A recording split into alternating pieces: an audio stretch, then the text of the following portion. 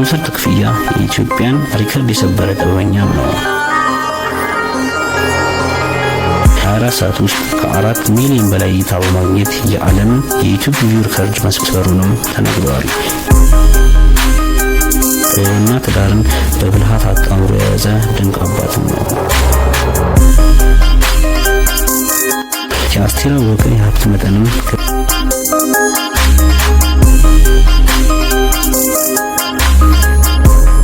በ2026 የኢትዮጵያ ቱጃር አርቲስቶች ጥበብና የቢሊዮን ጥራት።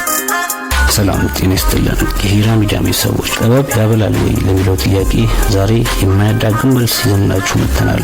በፊልም ስክሪን ላይ የምናያቸው በሙዚቃ ኮንሰርት የምናደንቃቸው አርቲስቶቻችን ዝናው በስተጀርባ በቢዝነስ ዓለም የፈጠሩት ግዙፍ መንግስት እንዳለ ያውቃሉ? ዛሬ በ2026 በሀብት ጣሪያ ያነቁ 10 የኢትዮጵያ አርቲስቶች ደረጃ በደረጃ እናያለን። ከቅንጦት መኪናዎች እስከ ግዙፍ ህንፃዎች የትኛው አርቲስት ይበልጥ ይገርሙት ይሆን? እስከ መጨረሻው አብራችሁን ቆዩ።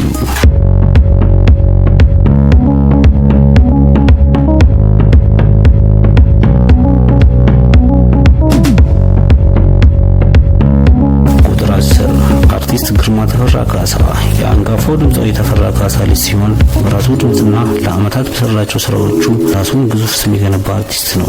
ግርማ የሀብቱ መሰረት ሙዚቃ ብቻ አይደለም፣ እርሱ ስኬታማ ነጋዴና ኢንቨስተርም ነው። በአዲስ አበባ ውስጥ በተለይም በሪል ስቴትና በህንፃ ግንባታ ላይ ሰፊ ተሳትፎ እንዳለው ይታወቃል። ወደ ዘጠነኛው ከመሄዳችን በፊት የዩቲዩብ ቻናላችንን ሰብስክራይብ እና ቪዲዮ ላይክ ማድረጋችሁን እንዳትረሱ። ቁጥር 9 ሰላም ተስፋዬ። በፊልም ተዋናይነት አንቷን ያተረፈችው ሰላም ተስፋዬ ዛሬ የኢትዮጵያ ማስታወቂያ ዓለም ንግስት እንደሆነች ብዙዎች ይመሰክሩላታል። ሰላም ተስፋዬ የሀብት መጠን ከ60 ሚሊዮን ዶላር በላይ ሲሆን የሀብቷ ምንጭ ከፍተኛ የፊልም ክፍያና ማስታወቂያ ነው። በትዳር ዓለም ላይ የምትገኝ ሲሆን ባለቤቷ አቶ ሳሙኤል ይባላል። የደገፉ አበቦች፣ ሲያምርሽ ቅሪ እና አቡጊዳ ከዋና ዋና ስራዎቿ መካከል ይጠቀሳሉ። በቦሌ አካባቢ ውድ መኖሪያ ቤት፣ ዘመናዊ መኪኖችና የራሷ የውበት መጠበቂያ ምርቶች ወይም ኮስሞቲክስ ላይን አሏት። ከ60 ሚሊዮን ብር በላይ ግምታዊ ሀብት እንዳላትም ይገመታል።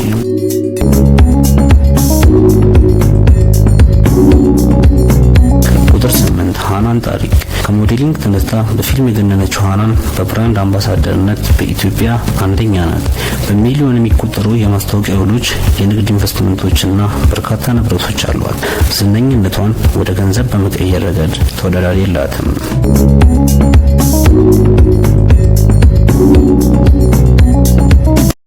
ቁጥር 7 ጃኪ ጎሲ።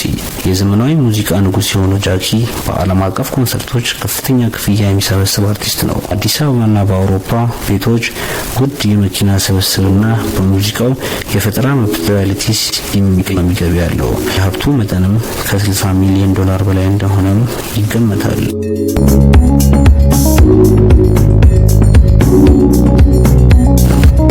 ቁጥር 6 መቅደስ ጸጋዬ። ተዋናይት ብቻ ሳትሆን ስኬታማ ፕሮዲውሰርም ናት። ማኪ ቲቪ የተባለ የራሷ ሚዲያ ድርጅት አላት። የራሷ የፊልም ስቱዲዮ፣ ህንፃዎችና ቴሌቪዥን ጣቢያዎች፣ በውድ የምትሸጣቸው ድራማዎች የሀብቷ መሰረት ናቸው። የሀብቷ መጠንም ከ65 ሚሊዮን ዶላር በላይ እንደሆነም ይገመታል።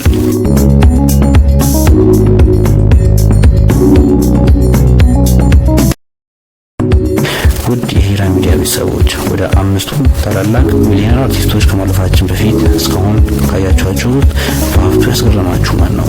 ኮሜንት ላይ ጻፉልን። አሁን ወደ 5ቱ ታላላቅ ሚሊዮነሮች እንለፍ።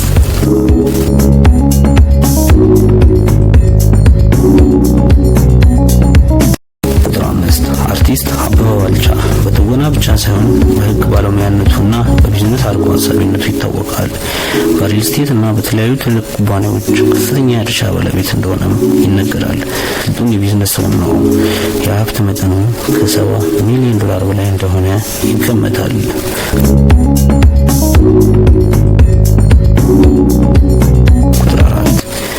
ድምፃዊ ጎሳዬ ተስፋዬ። ለረጅም ዓመታት በሙዚቃው ዓለም የቆየው ጎሳዬ ሀብቱን በዝምታ የገነባ አርቲስት ነው። በሆቴልና በቱሪዝም ዘርፍ ላይ ግዙፍ ኢንቨስትመንት እንዳለው ይነገራል። ውድ መኖሪያ ቤቶችና የንግድ ድርጅቶች ባለቤት ነው። የጎሳዬ ተስፋዬ የሀብት መጠንም ከ80 ሚሊዮን ዶላር በላይ እንደሆነም ይገመታል። የሀብት ምንጩ ከሙዚቃና ከሆቴል ኢንቨስትመንት የሚያገኘው ገቢ ነው። ስለ ትዳር ሁኔታው ስንመለከትም ጎሳዬ ተስፋዬ ትዳር መስርቶ በሰላም የሚኖር የቤተሰቡ ሰው ነው። ባለቤቱ ወይዘሮ ሰላም ትባላለች። አንድ ወንድና አንዲት ሴት ልጅም አሏቸው። ጎሳዬ በብዙ ያነበበና የራሱ የሆነ የአኗኗር ፍልስፍና እንዳለውም ይነገርለታል። ዝናና የግል ሕይወት መለያት አለባቸው የሚል እምነት ስላለው ልጆቹና ባለቤቱን ከሚዲያ እይታ አርቆ የተረጋጋ ሁኔታ ማሳደግን መርጧል። ይህ ደግሞ ለአርቲስቶች ትልቅ ትምህርት የሚሰጥ ሲሆን በትዳር ውስጥ ስላለው ጥንካሬም እንደ ሚስጥር ይጠቀሳል። ድምፃዊ ጎሳዬ ተስፋዬ በስራዎቹ እንጂ በም ሲወራ አይሰማም። ለዚህ ደግሞ ዋናው ምክንያት ለቤተሰቡ የሚሰጠው ትልቅ ክብር ነው። ጎሳዬ ከባለቤቱ ከወይዘሮ ሰላም ጋር 2 ልጆችን አፍርቶ ጥበብና ትዳርን በብልሃት አጣምሮ የያዘ ድንቅ አባትም ነው።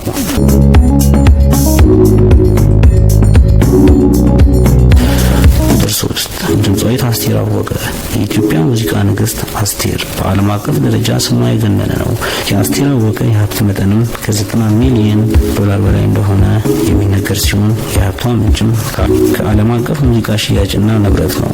በአሜሪካና በኢትዮጵያ በርካታ ቤቶች በስሟ የሚንቀሳቀሱ ቢዝነሶችና ከአልበም ሽያጭ የምታገኘው ብዙ ዓመታት ገቢ በዝርዝሩ አናት ላይ እንድትቀመጥም ያደርጋታል።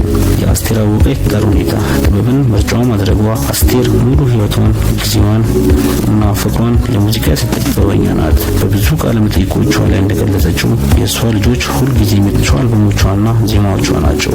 የሚሊዮኖች እናት ምንም እንኳን የስጋ ልጅ ባይኖራትም በሚሊዮን የሚቆጠሩ አድናቂዎቿ ግን እንደ እናትና እንደ ንግስት ያዩታል። አንዳንዶች አስቴር አወቀ ለምን እስካሁን አላገባችም ልጆችስ የሏትም ወይ ብሎ ይጠይቃሉ።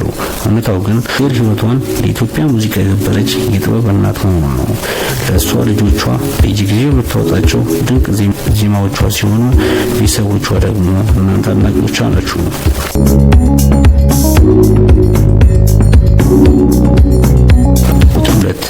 አርቲስት ደበበ እሸቱ የኢትዮጵያ ፊልም አባት የሆነው ደበበ በዓለም አቀፍ ፊልሞች የሆሊውድ ጭምር በመሳተፍ ትልቅ ስምና ዝናን አትርፈዋል።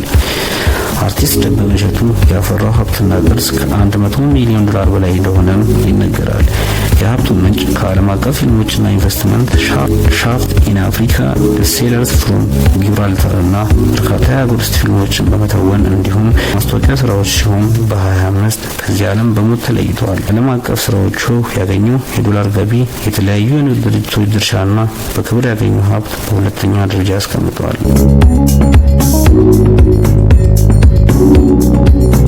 ቁጥር 1 ቴዲ አፍሮ ወይም ቴዎድሮስ ካሳሁን። ቴዲ አፍሮ አርቲስት ብቻ ሳይሆን የሀገር ኩራት እንደሆነ ብዙዎች ይመሰክራሉ። በኮንሰርት ክፍያ የኢትዮጵያን ሪከርድ የሰበረ ጥበበኛም ነው።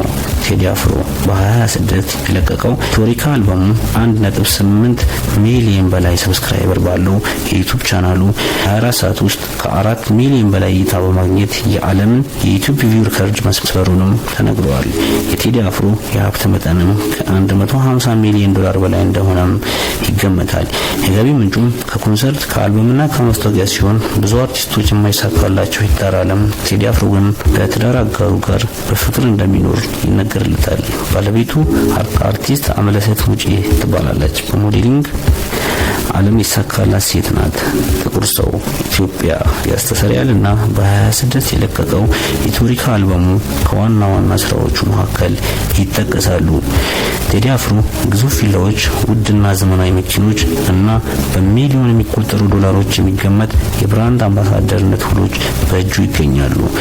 ቴዲ አፍሮ በ26 የኢትዮጵያ ቱጃር አርቲስቶች ዝርዝርን በንግስናና በአንደኝነት እየመራ ይገኛል።